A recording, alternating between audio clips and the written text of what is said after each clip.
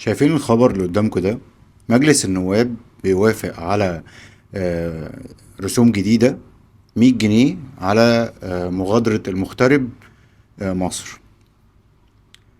يعني الواحد مش عارف يقول ايه. سيبك من ال100 جنيه، مش رقم، يعني هي لا بقت رقم في مصر ولا هي رقم بالنسبة للمغترب. ولكن وبعدين، يعني انتوا عايزين مننا يا جماعة؟ انتوا يا جماعة والله العظيم انا يعني من بعد ما شفت الخبر ده اقسم بالله الواحد يعني هيقول الفاظ يحاسب عليها قانونا. يعني انتوا في ايه بجد؟ هو انتوا عايزين تكرهوا يعني انتوا مكرهين الشعب في عيشته، وعايزين تكرهوا المغترب في بلده. انتوا عايزينه يلعن اليوم اللي بقى فيه مصري. انتوا بعدين يعني من شوية عملت لنا نظام جديد وقال لك ادفع مش عارف 270 جنيه عشان خاطر ده غير الفلوس اللي على الباسبور اصلا، والتأمين اللي عملوه على الباسبور. دلوقتي كمان بقى في التصريح بتاع العمل زود لك 270 جنيه، قال لك اصل تأمين عشان لو يعني ربنا خدنا بره مثلا فنلاقي نرجع. ده المفروض الطبيعي، ده المفروض الطبيعي. يعني الواحد لو بيشتغل بره ومات المفروض الدولة بترجعه، ده لو اهله مش مقتدرين انه يرجعوه. لكن لا، ادفع يا باشا عشان انت ترجع، عشان يا اما هنسيب جثتك في الشارع زي الكلب. ف ويا ريتهم بيعملوا كده، ويا ريتهم بيعملوا تأمين، ويا ريت الفلوس اللي بتدفع المغترب بياخد عليها اي تغطية بره، الا انه ده برضه ما بيحصلش. فانتوا بعدين يا جماعة، يعني عارف ان الناس ممكن تقول لي يعني انت هي جت على دي وهتصور عليها ويمكن.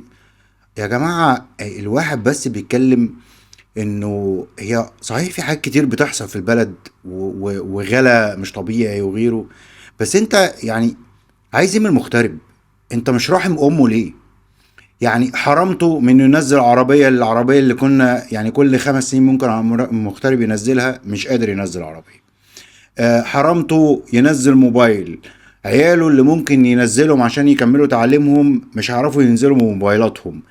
لو هو اترفد من الشغل واتقطع عيشه في الغربة وهينزل مضطر يسيب موبايله هو ومراته وعياله، لانه يرميهم في الشارع، لان يرمي موبايلاتهم في الشارع، لانه ممكن يعني واحد اتفصل من شغله فاكيد معهوش فلوس يدفع الفلوس اللي انت حاططها له على الموبايلات الجديدة.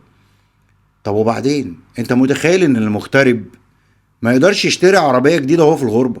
ما يقدرش. ما هو هيشتري عربية جديدة يعني يعيش مثلا 7 سنين يقسط في عربية، ولما يجي ينزل بلده ما يعرفش ينزل بيها.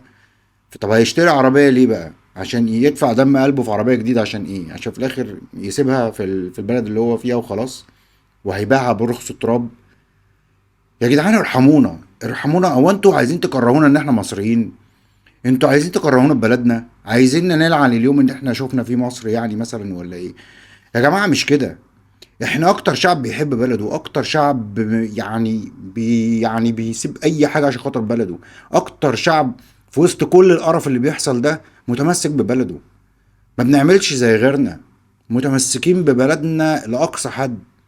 بس وبعدين يعني واخرتها ايه؟ هو انتوا مجلس شعب جاي متآمر على الشعب؟ هو انتوا بتنتقموا مننا؟ هو في ايه بالظبط؟